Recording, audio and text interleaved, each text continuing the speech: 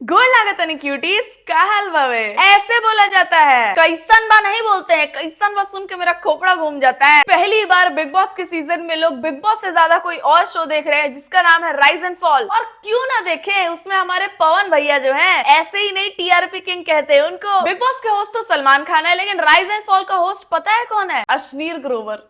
जितना बिहारी लोग हमरा के देखा था वो लोग के नहीं के पता कि सलमान और अश्नीर के बीच में का भई रहुए। तो अश्नीर ग्रोवर हवे एक नंबर के फेंकू। कहीं तो जाके उसने बोल दिया था अब सलमान की टीम को अप्रोच करा, ठीक है, वो बोल रहे जी 7.5 करोड़ रुपए लगेंगे। मैंने सलमान खान को बोला कम कर दे भाई, तो वो 4.5 में मान गया। आप सबको तो पता होगा ही कि सलमान खान आजकल अपने दुश्मनों से टीवी पे बदला ले रहे हैं। जितने भी लोग उनके बारे में बुरा बोलते हैं उनको वो पहले अपने शो में बुलाते हैं और फिर इज्जत से तबीयत से बजाते हैं। तो अश्नीर ग्रोवर के साथ भी वैसा ही हुआ था। मेरी तो आपसे कभी मुलाकात हुई नहीं, और जो आपने बोला कि मेरे टीम ने बोला कि भिंडी खरीदने आए हो क्या, ये तो कभी हमारी टीम यूज ही नहीं करती, तो फिर आपने ये बातें कही क्यों? नहीं सर, बीच में अश्नीर का वहां जाके तो जुबान थरथरा रहा था। वहां जाके वो कुछ बोल नहीं पाया था सलमान के सामने, लेकिन अश्नीर आवे तनी थेथर। ये हो जाने के बाद भी वो बाद में जाके ये बोल रहा था। फालतू का पंगा लेके अपना कंपटीशन खड़ा किया उसने, ठीक है।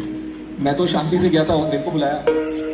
अब ड्रामा क्रिएट करने के लिए तुम किसी को बोल दो अरे मैं तो आपसे मिला ही नहीं, मैं आपका नाम भी नहीं जानता। अबे नाम नहीं जानता तो बुलाया क्यों था? अश्नीर बहुत ज्यादा हवे में बातें करता है। क्या जरूरत है भाई कौन कितना चार्ज कर रही है पब्लिक को बताने की? ये लोग इंडिया के नहीं है क्या? इनके घर में लोग नहीं बोलते हैं कि तुम कितना कमाते हो? वो दुनिया को बताने की जरूरत नहीं है। सलमान की जगह कोई भी होता तो उसको बुरा लगता है। इसका मुंह निकल गया था सलमान खान के सामने, बाद में जाके फिर से फड़फड़ाने लगा। बट खैर अश्नीर की एक बात तो यहाँ पे सही थी, कॉम्पिटिशन तो खड़ा कर लिया है सलमान खान ने, क्योंकि सलमान खान के शो से ज्यादा टीआरपी आ रही है भाई राइज एंड फॉल को। But Ashneer Grover is not the reason is Pawan भैया। तुम 5 घंटा चिल्लाओगे ना और 30 सेकंड चुप रह के भी पवन सिंह टीवी पे दिखेगा ना, तो टीआरपी 30 सेकंड का ही ज्यादा आएगा। ये मेरा घमंड नहीं बोल रहा है, मैं उतना मेहनत किया हूँ और मुझे ऑडियंस मुझे प्यार करता है। सही में भाई पवन भैया मेहनती तो है, लेकिन जो लोग बिहार से नहीं है, ऐसा तो नहीं है कि आप पवन भैया को नहीं जानते होगे, लेकिन उनकी कोर पर्सनालिटी क्या है मैं बता रही हूँ। उनकी कोर पर्सनालिटी है कि एक तरफ वो बहुत ज्यादा गुस्सा होते हैं और दूसरी तरफ वो बहुत बड़े पूकी हैं। एक तरफ वो कभी कभी गुंडागर्दी भी करते हैं तो दूसरी तरफ वो कभी कभी सिंप भी बन जाते हैं। But overall is a very funny personality. और बिहारी लोग फनी नहीं होंगे तो कौन होगा? तो आपने आज वो ट्राली लगाया है ना, एक बिंदी लगा लीजिए। इंडियन पहनूंगी तो मैं प्रॉमिस करती हूँ हिंदी लगाऊंगी ना। जिस दिन आप इंडियन पहनेंगी मैं कोई भी काम छोड़ के इस घर में आऊंगा। चालू हो गए पवन भैया, असली रूप में आने लगे हैं धीरे धीरे। और धनश्री को भी मजा आ रहा है। जितना उत्सुक हो रहे हैं पवन भैया धनश्री को लेके, मेरे को लग रहा है कल को चल के पवन भैया खुद ही एक टिकली ले आके ना साट दे किले। बस करो, रोइबा का, हफाइबा का, रहने दो यार।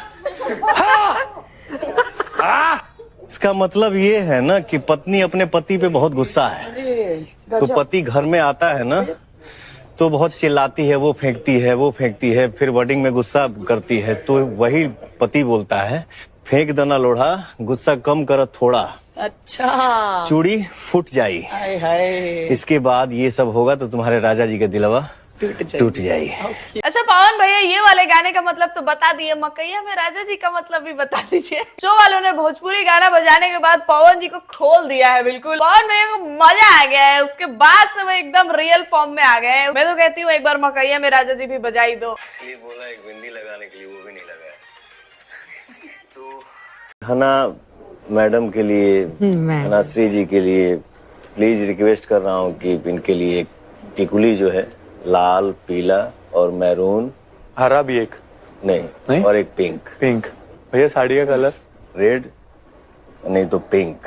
तो पे ब्लैक को अच्छा लगे। ब्लैक तो बहुत पसंद है उनको। अगर आप लोगों को नहीं जमता हो तो पेमेंट मैं करवा दूंगा, खाली बात करा दीजिएगा। शरीर पे साड़ी बहुत बढ़िया जमी, तो पहले साड़ी भेज दीजिए। साड़ी पर मुझे पहनने नहीं आती। रेडीमेड साड़ी भी आती है डायरेक्ट। पवन भैया सोच रहे तो हम पहना दे, इनमें कौन बड़ बात बा। पवन भैया फंस गए फिर से। वो दिल से बता रहे हैं, लोगों को ये ना लगे कि वो मजाक कर रहे हैं पवन भैया, लेकिन अब खेल से भटक रहे हैं। पवन भैया तलाकशुदा है। यूजी और धनश्री की शादी में जितना ब्लश यूजी ने आज तक नहीं कराया होगा धनश्री को, उससे ज्यादा एक बार बतिया के पवन भैया करवा देते हैं। आपने ऐसा क्यों किया? हो जाता है, मेरी आदत है। पर ये कुछ आदतें बदलनी पड़ती है, पता है। तुम्हारी कुछ आदतें हैं उसको बदलोगे या नहीं? मैं बदलूंगा डेफिनेटली। हम क्या है ये हम समझते हैं, तुम क्या हो तुम समझते हो। वो तो है, लेकिन साले जो रिमर उड़ा होगा मेरा और तुम्हारा। पवन भैया को नयनवा के साथ मजा भी आ रहा है और वो इस बारे में भी सोच रहे हैं कि जो रिमोर उड़ा होगा मेरा बाहर, जो बदनाम हुआ होऊंगा मैं लोगों के सामने। लेकिन पवन भैया सही बताइए क्या चल रहा है, कुछ तो गड़बड़ बाव है। आप इतना श्योर कैसे हैं कि रिमोर उड़ा होगा बाहर? खूब सुंदर अगर क्लीन कर दिया जाए तुमको नहीं और साड़ी पहन लो तो। वही बताया अभी बकवास। सुन पहले बतिया सुनो ना यार पूरा, जिस हरकत करते हो। बढ़िया से काजल लगा के। बिल्कुल भी नहीं, मुझे लड़की बनने का बिल्कुल शौक नहीं है। और एक जो आप कंफ्यूज हो रहे हो। एक बिंदी अगर यहाँ सटा ना, हाँ। ओहो हो क्या अगले जन्म मोहे बिटिया ही की, जो अगले जन्म की बात अगले जन्म। पवन भैया को मजा आ रहा है नयनवा के साथ और मेरे को मजा आ रहा है इन दोनों के ये सब क्लिप्स देख के। दोनों कहते तो ये है कि छोटे भाई बड़े भाई वाला रिश्ता है हमारा, लेकिन कोनो ठीक नहीं खे। आप लोग तो पवन भैया को जानते ही हैं, वो नयनवा को साड़ी और बिंदी में इमेजिन कर क्यों रहे हैं? क्लीन शेव करके क्लीन बोल करने का इरादा है क्या? थर्ड जेंडर है कौन सा, मुझे एक बार बताओ। Third I'm sorry there are many people who transition. ठीक, वो मना नहीं कर रहा, उसके अलावा जेंडर कौन सा है? आप पैदा क्या हुए हो? नहीं व्हाट इज दिस? अब हमारे भाई का हमें पता है, अब यू आर गे राइट? क्या? तो मुझे ये ठीक नहीं लगता, मुझे अभी पता चला कि I only associate with two genders, he और शी। आपने बाकी बायोलॉजिकल, अरे बट बाकी लोगों के उसमें बोलते हैं वही रहेगा ना। जब कोई और लड़की या लड़का एंट्री मार रहा था मैं क्या हाथी पैदा होऊंगा?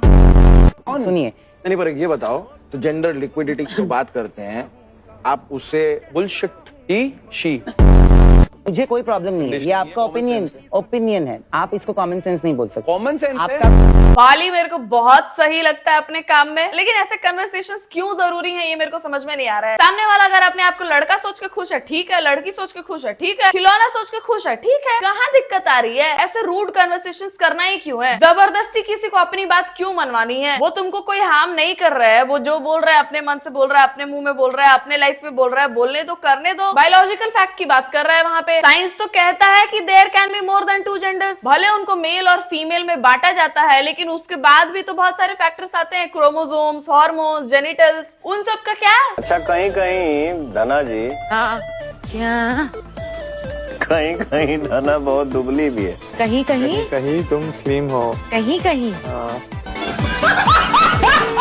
पवन भैया फुल लाइन मार रहे हैं बे। इन लोगों ने गाना बजा के सही में खोल दिया है पवन भैया को, और अरबाज पवन भैया का फुल साथ दे रहा है। धना जी तो समझ गई, लेकिन जिनको समझ में नहीं आया, पवन भैया कहना चाह रहे हैं कि ओके ओके ओके माना तू है सिक, जहाँ से होना चाहिए वहीं से है तो थिक। और जो अभी जिसके साथ है मैं उसको बहुत अच्छे से जानता हूँ। छोड़ो, मुझे उनकी बात नहीं करनी।